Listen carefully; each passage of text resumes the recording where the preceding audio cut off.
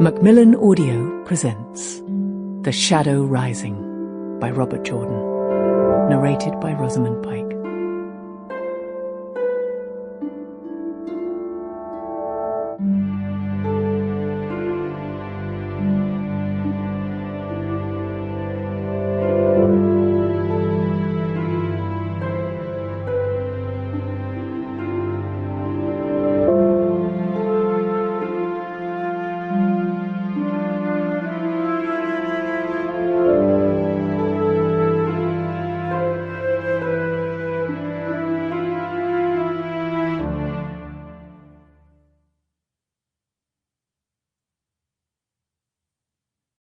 The shadow shall rise across the world and darken every land, even to the smallest corner, and there shall be neither light nor safety. And he who shall be born of the dawn, born of the maiden according to prophecy, he shall stretch forth his hands to catch the shadow, and the world shall scream in the pain of salvation. All glory be to the Creator, and to the light, and to he who shall be born again. May the light save us from him. From Commentaries on the Coriathan Cycle, Serena Darshamela Motara, Council Sister to Comaila, High Queen of Jaramida, circa 325 AB, the Third Age. Chapter 1. Seeds of Shadow. The wheel of time turns, and ages come and pass, leaving memories that become legend. Legend fades to myth, and even myth is long forgotten when the age that gave it birth comes again. In one age, called the Third Age by some, an age yet to come, an age long past, a wind rose on the great plain called the Carolean grass. The wind was not the beginning.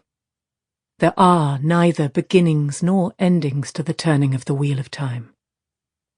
But it was a beginning.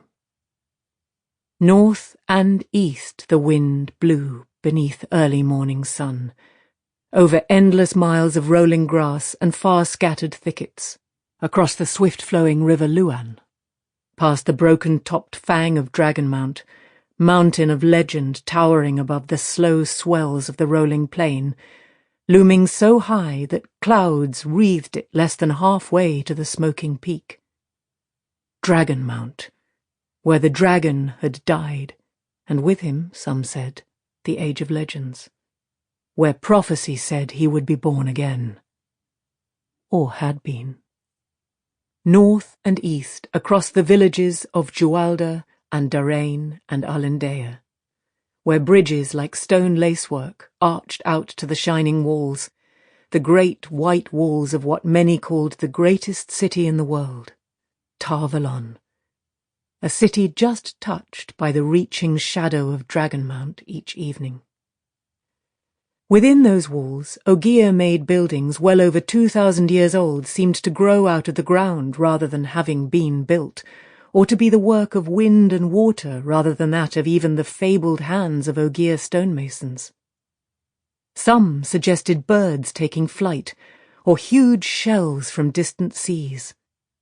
Soaring towers, flared or fluted or spiraled, stood connected by bridges hundreds of feet in the air, often without rails. Only those long in Tarvalon could avoid gaping like country folk who had never been off the farm. Greatest of those towers, the White Tower dominated the city, gleaming like polished bone in the sun. The wheel of time turns around Tarvalon, so people said in the city, and Tarvalon turns around the tower. The first sight travellers had of Tarvalon, before their horses came in view of the bridges, Sample complete. Ready to continue?